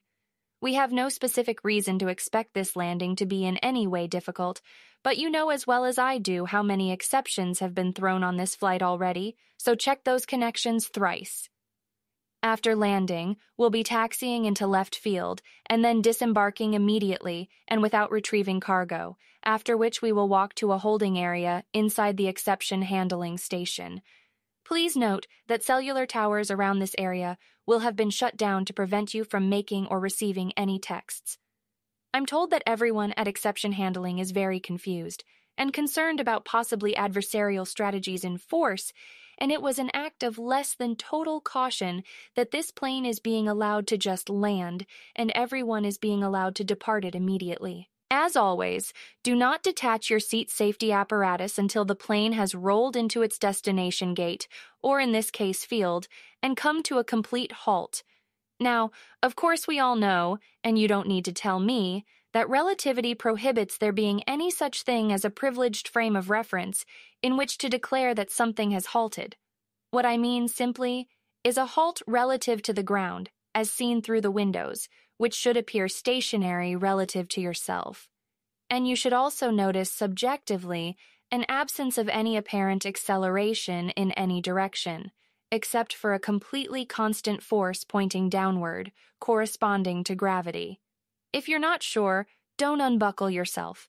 If you need to argue over the definition of what exactly constitutes a halt, it means the plane is not, for our purposes, at a halt, and you should continue sitting down. You know, actually, on this special occasion, let's just wait for the cockpit to announce that we're fully landed. I know you're worried that they'll be too conservative in deciding whether or not we've landed, but please, for the sake of coordination, trust them this once. They don't want to stay on this plane any more than you do. After we've come to a complete halt, we will follow our usual efficient deboarding algorithm. Left aisle seats where individuals are individually seated and ready to deplane with minimal effort, rise first and remove any carry-ons with local storage. The governing principle is that at most one deboarding seat should be attempting to occupy any aisle space, and should then try to occupy that space only if it is ready to move forward in unison with all other persons in the aisle to deboard the plane once the exit has opened. Do not attempt to recalculate clever individual strategies corresponding to this governing principle. Just follow the rules already in place, which may not perhaps result in literally optimal deboarding results, but should result in good enough results without any further coordination being required. And the airplane descends through the clouds. They were low clouds, but not so near ground level that having descended below, they cannot see the clear runway laid out before them. And a bit ahead of that runway, a field with green and purple flashing lights set into a vehicle there. They don't trust their instruments. Even so, they check by instrument and by vision whether the aircraft seems to be doing what they have told it to do. And the plane lands safely. Most planes do. The passengers disembark. There isn't any attempted nonsense about leaving carry-ons behind. Somebody might have something important in there, and nobody wants to make a show of discipline by forcing them to abandon it. Even if people grab carry-ons, it's not that slow to disembark by civilization's usual deboarding algorithm, which is actually quite fast. There is never any crowded aisle, and most passengers have disembarked through clear aisles walking forwards in unison before anybody with an even slightly complicated deboarding procedure tries to deboard. If you showed them an airplane from a planet where people deboard much more slowly and with large empty spaces often appearing in the aisle, as those closest to exiting all try to exit first, as soon as a not completely fully space appears in the aisle that they can lunge into, even at the cost of blocking all the other people behind them. Pushing through crowded aisles to grab carry-ons from 5 spaces behind them, because carry-on space was not efficiently allocated to carry-ons, they would not actually guess how bad things had gotten on that planet.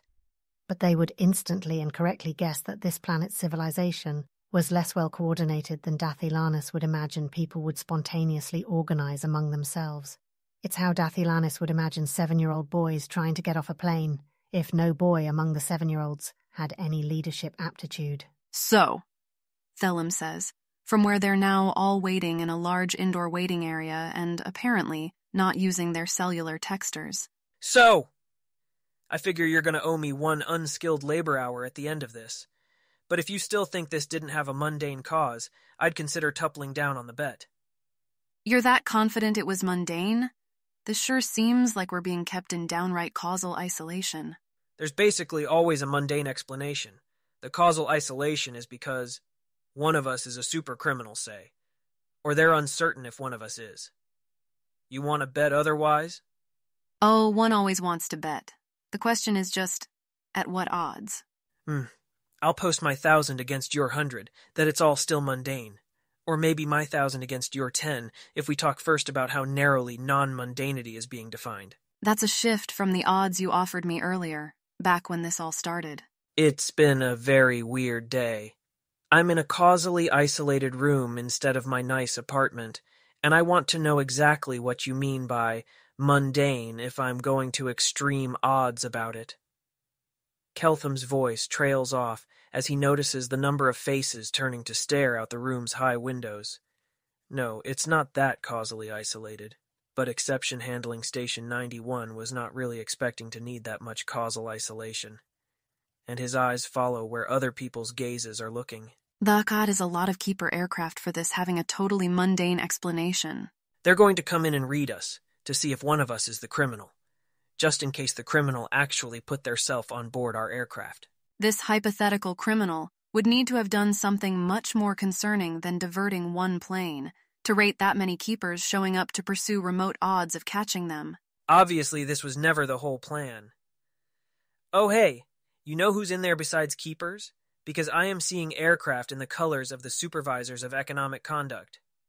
Thelem looks and feels a brief twinge of instinctive fear, despite knowing very well that she has not done anything wrong. That with Keepers around as a last resort, it's probably a lot harder to frame innocent people for genuinely serious crimes than mystery fiction authors and readers usually take on faith as an allowed plot premise, and that there really isn't any reason for any criminals to focus on her unless her mere awareness of her own existence indicates that she is the main character in some sort of generalized story where the more prominent characters get more consciousness. The Supervisors of Economic Conduct have a reputation in Dathilan. They don't very often ban anyone from trading in any asset markets for the rest of their life. But the thing is, they can. Wow, Keltham says, after observing for slightly longer. They say there's shenanigans that get the SEC showing up at your house, and there's shenanigans that get the SEC showing up at your house in helicopters. But this is the first time I've heard about shenanigans that cause the SEC to show up in power armor. I hadn't actually heard either saying before. I said it, so now it's a saying. As a saying also goes. Somebody has to invent proverbs, and few people in Dathilan think themselves unqualified to do so. Were we going to make a bet at some point? I don't really feel like betting anything, possibly ever again, until the Supervisors of Economic Conduct tell me that it's allowed. See this? This right here? This is why planets shouldn't have any civic institutions. Soon enough, people's names are being called out by SEC personnel and escorted one by one out of their sealed room for, presumably, individual questioning, but possibly they're just being immediately launched into space. It does, in fact, need to get pretty bad before the SEC shows up in power armor. Keltham, one of them calls, after not too much time has passed. Keltham promptly comes over. Hey, what you want from me, and how much am I getting paid for it? Keltham does not fundamentally have a concept that any worse thing could happen to him than civilization needing to be a place where he needs to act scared, even though he's done nothing wrong. It would, by his lights, in fact be a pretty bad thing. And if this is how he begins the end of his story within civilization, fine and so be it, and he'll go down in flames and if possible take the Supervisors of Economic Conduct down with him. People should not be scared of their paid employees, which is what any part of governance is. The voice of the person in power armor is modulated such that you would have a hard time telling who, if anyone, is really speaking from within there. We wish to have your reactions observed in close detail by a keeper while you are informed of what has happened. We do not predict that you will ask payment of us once you are informed of the reason. Is there a bond you'd wish posted? Well, see, I mostly expect that I just got inconvenienced and had bystander risk run upon me by a supercriminal, and that I'd help you catch them for free if there was otherwise no money in it for anyone.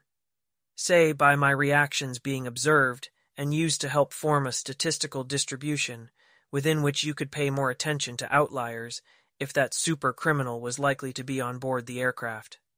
If there was going to be a huge bounty on them, I'd want to be registered for any patent gratuities due that way, but I assume you're already tracking that sort of thing.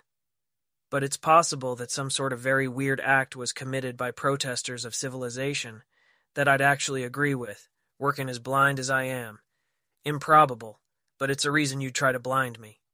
And in that case, it wouldn't be in my interest to cooperate. Would it? Keltham doesn't even think it's that probable, to be clear. He just has a severe personal distaste for being asked to do things by people in power armor who've turned off nearby cellular towers. They probably have some sort of terribly good reason, and Keltham will probably go along with it. But they need to be inconvenienced. The world needs to be a place where making people nervous is inconvenient, rather than convenient for governance. To inform you of reasons now would be prejudicial to data gathering. You may, of course, bind the Keeper not to use the information she observes until you grant approval to her after the explanation. Be it explicit, however, that refusing to permit the information after explanation will itself be a fact that we may use as a statistic. And it would be disingenuous to deny that we are also considering the statistics of this very conversation, though not exposing it to Keeper scrutiny absent your consent. I'd like the Keeper informed of that stipulation, and for me to be informed of her agreement, before I come into visual range of her. Acknowledged. I expect this will be done successfully. Will those conditions serve? Yes. Lead on. They've demonstrated that they consider themselves still bound to follow rules, and have been put slightly out of their way. Keltham isn't going to make more trouble than that without knowing what's going on. And then, duly told that his demands were met, Keltham is seated before an expressionless and very serious-looking Keeper. Not his first time meeting one. Definitely his first time meeting one over rank 2. I was told that you had been informed and agreed to permit that I would read of your reactions on a level deep enough that it would ordinarily constitute an invasion of your privacy. If this is not so, speak forth. I have been told of and agreed to what I was told were your conditions for that, namely non-release of information so derived until you've had matters explained, heard the justification and agreed to it. If this was not your intent, speak forth. Matches my understanding. We ask that you speak your thoughts out loud, to the extent you can, during this process. Understood, he says, which is not quite the same reply as acknowledged. And then, because he was asked to speak aloud, that sounds like you're trying to present some counterfactual versions of me, with a harder problem. Low probability that you are our real target. In most probability, we are gathering data for a baseline that will be used to make life harder for other possible people. Your record shows you as neuroatypical, aren't we all? I want to gather some data for a baseline on you personally, and we'll start with other questions. Answer quickly if you can. You can speak more thoughts later to modify your first reply if you want. Understood. What is your name? Keltham is what my friends call me, and the name my parents gave me. I go online by Mad Investor Chaos. I've used no other aliases to a significant degree within the last year. What is your quest? To become rich enough to afford 144 children. Please avoid trolling and reply seriously. I'm not trolling, and you knew that, and you said it to see if I would call you out on that. Correct. Though it's not so much the binary choice of whether to contradict me, as all the side channel information, like how long it takes you to decide and how your breathing changes. What is the average wing speed of a swallow? Hold on, let me think about that one. I ask that you reason out loud to the extent you can. Meanwhile, and in another room. Got a baseline, thanks. So, what, on your own best guess, happened today? Not just on the plane, but the larger context. Wow. I was sure that was just a fictional trope in detective stories, intended to let the audience make their own guesses and maybe bet in some prediction markets before the story ended. I did not expect it to be a thing in real life. It's, in fact, a difficult problem to present a criminal mastermind, that they have to accurately guess how much all the innocents will guess. And if they fail to guess what everyone else saw, or guess a fact nobody else guessed, it stands out. But you need a keeper to read side-channel information or it's not really worth it, and it also works noticeably better when you've got a larger population to use as a baseline. So it's done on a few serious cases. Too serious for a criminal mastermind to train themselves on that part of the procedure by making themselves a suspect in something more innocent, in order to observe law enforcement response afterwards. Obviously, we ask you not to be too loud afterwards about what exactly happened during this part. If you manage to get things right that nobody else on the plane got right, we'll present you with a keeper certificate of having done something impressive you can't talk about accordingly. Not actually likely to be an issue. So, what do I think happened? Sorry, it's going to take a second to pry my brain loose from imagining my readers gathering in an online forum to argue about that while the story's online publication pauses for an hour. Take your time, but also think out loud while taking your time. This isn't really a test of your reasoning abilities. It's a trap you're helping to establish a baseline for. Right. So, in real life, I think it was super criminals, mainly because the onboard prediction market said it was super criminals, and it's hard to think past that. Showing up with a lot of keepers is making my brain suspicious that they were not entirely mundane criminals, but that is probably just story logic talking. And there's also the supervisors of economic conduct, which is less likely if aliens did it. I would not even usually be saying all this out loud in a very serious context. But you asked me to think out loud. What was the criminal motive? Not just betting about the plane, I don't think. Because that would just be rolled back. Even trading on the airline, the plane manufacturer, or the insurer, seems like it could be mostly rolled back. And like there'd be only a few suspects for trades that diverted and ended up impossible to untangle. Also, one of the last pieces of news we got from the cockpit was that Exception Handling thought our plane had not totally lost comms, which would have reduced market interest and liquidity by a lot, with few distracting participants to present a crowd for the real criminal to lose themselves in. Or mostly, there wouldn't have been much market movement at all if our plane didn't vanish. So it wasn't about trading on direct alarm presented by a lost plane. They didn't maximize that alarm, they minimized it. Maybe so we wouldn't get the exception-handling supersonic escort we were expecting to show up. The part where that made us look like we'd been isekai'd was a distractor. The main thing they wanted was for our plane to not be in communication with civilization, and for the rest of civilization to not think this was all that suspicious. I am not instantly seeing where to take it from there. I can go on trying to talk faster than I can really think. A CEO on board our flight, and somebody steering a company to make a really bad decision that the CEO would have overruled if they'd been in contact. The isekai thing could be about some sort of personal connection with that CEO, wanting to prank them personally. Doesn't really fit. It feels like it'd be too obvious afterward what had happened, and who'd done it. There ought to be easier ways to take a CEO out of contact while their company makes a stupid decision. Okay, that was my brain's first stupid idea. If you want a second stupid idea, it's not coming as easily, but I can go on thinking. In another room. What happened? Super criminals. Why? I think the point at which I felt sure was when they told us that our short-range radio to air traffic control had worked. That's uniquely predicted by criminal masterminds. There's no physical phenomenon that messes with all the radios except the ones you need to land. That's the work of a mind that wants to mess with your comms for a few hours, but doesn't see a point in messing with your comms for an additional 10 minutes at the price of maybe causing your plane to actually crash. Why super criminals, plural? Bit of work for just one person, especially taking into account whatever they had to do on the other end of this to take advantage. You don't think it was a prank to make you believe you'd been isekai'd? Maybe I was just kelthomorphizing the rest of civilization, in my reasoning, there. But I didn't believe in pranksters that determined to altruistically provide the rest of us with a fun life experience, at that price. Somebody planned to make a very large profit. I believed that even before the SEC showed up in power armor. Why try to fake the rest of civilization having fallen silent, like there was no one out there?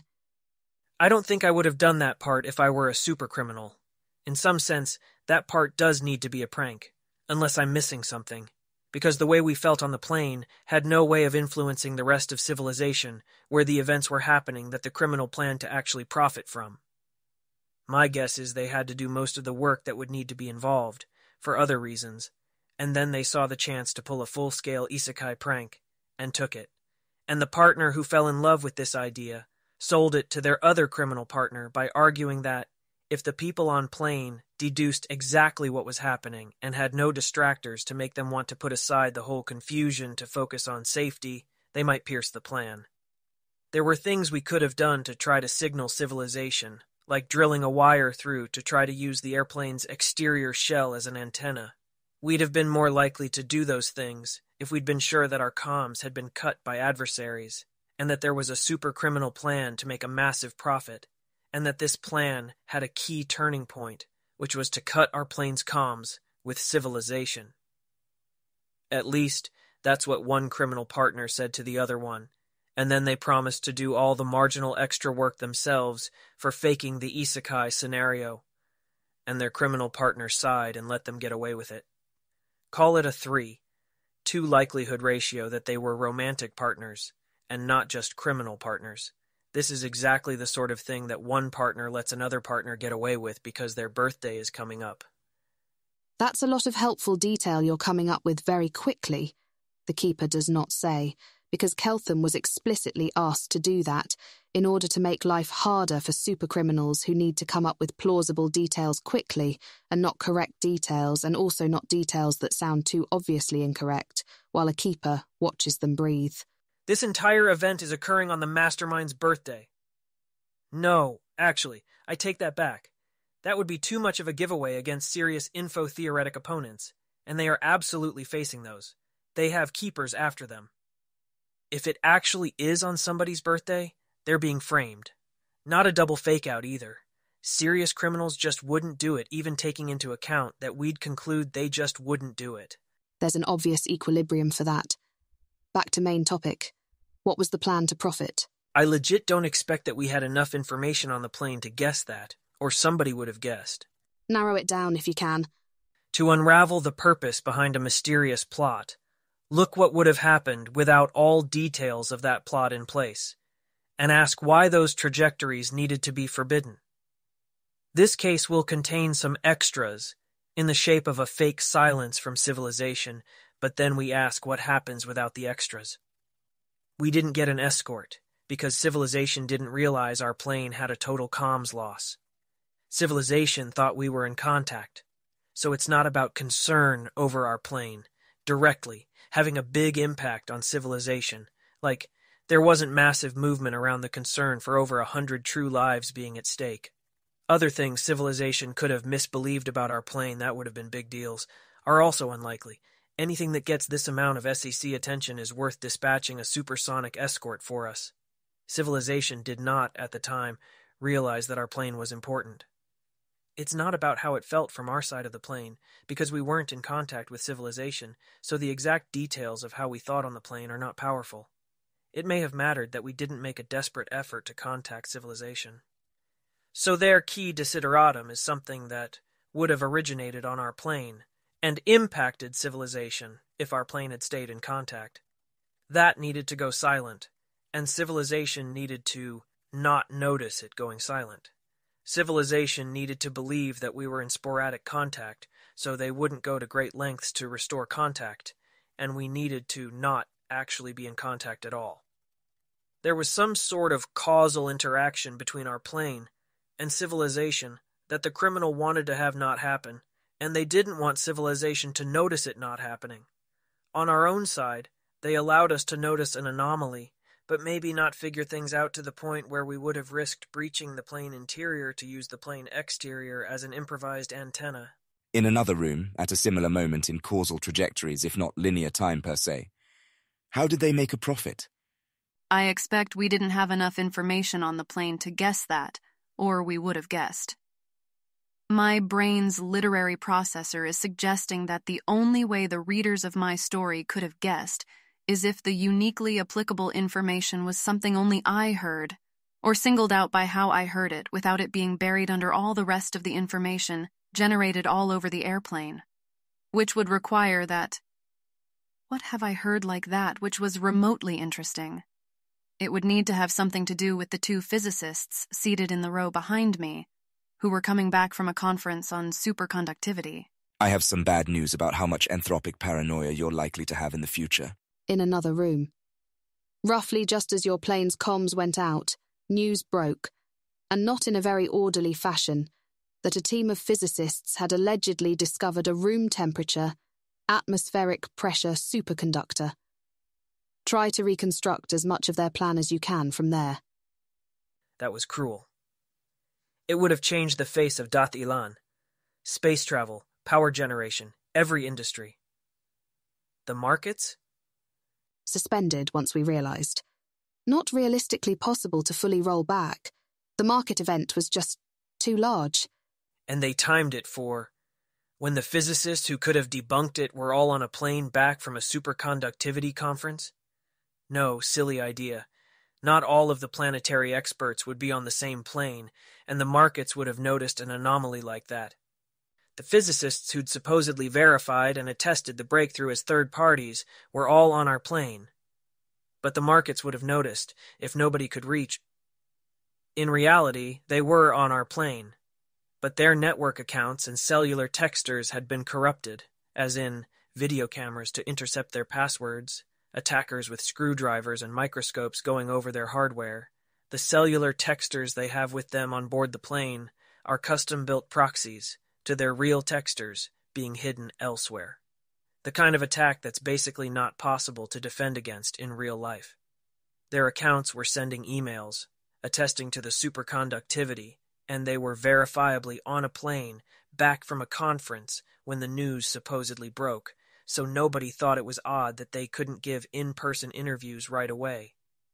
That's what journalists and chroniclers and other scientists saw. Their personal friends saw. Sorry, I'm on a plane, very busy right now, and didn't think to ask deep personal questions for identity verification. And nobody thought to check that against the weird little item, probably not even in the news feeds, about how some random flight had partially lost comms and was diverting along an emergency route.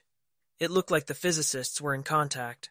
How do you infer the superconductivity conference versus all the other ways for multiple scientists to be on one plane in a way an adversary could have predicted in advance? Sorry, not inference. That was overhearing a conversation from physicists seated in the row behind me.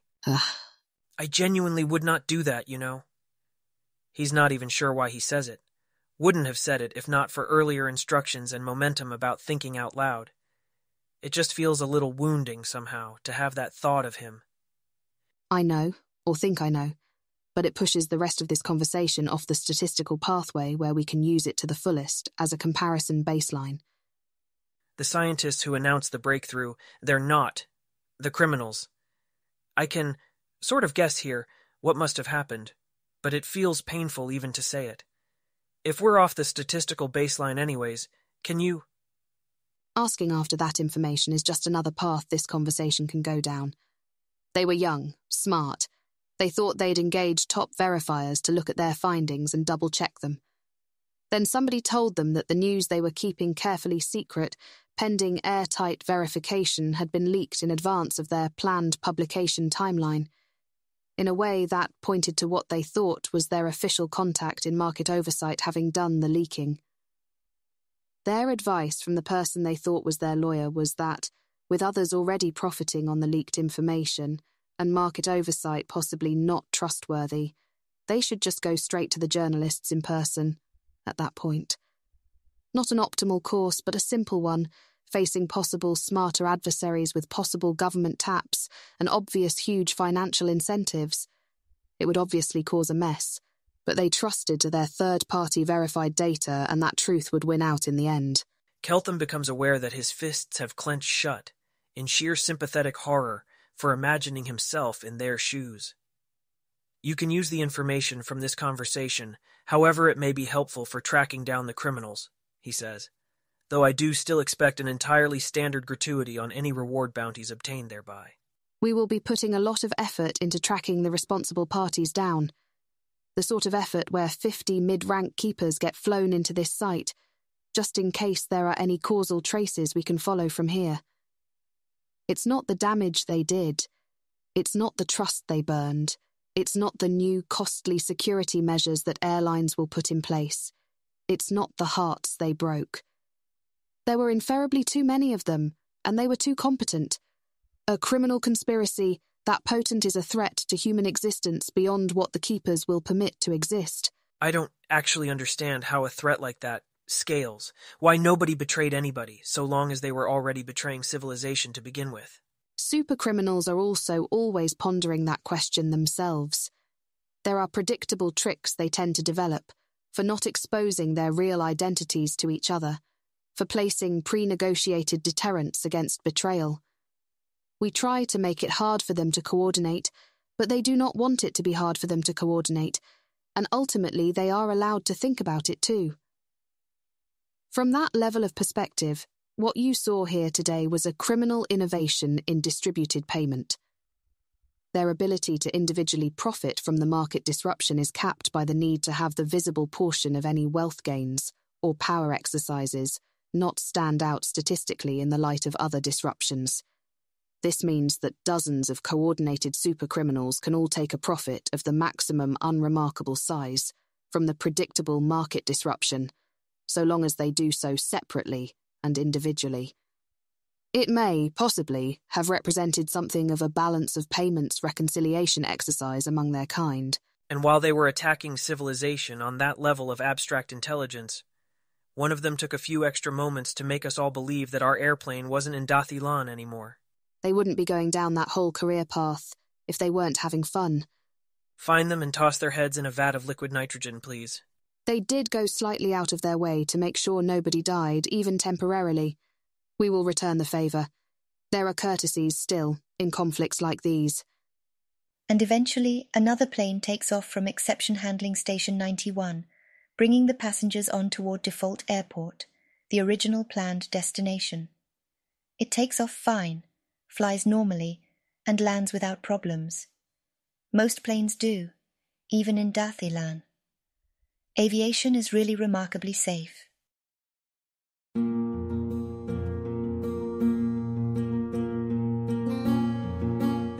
If you wish to support this AI reading and others like it, please visit patreon.com/AskWhoCastsAI. Any help is appreciated. And thank you to executive producer John Doe 7776059.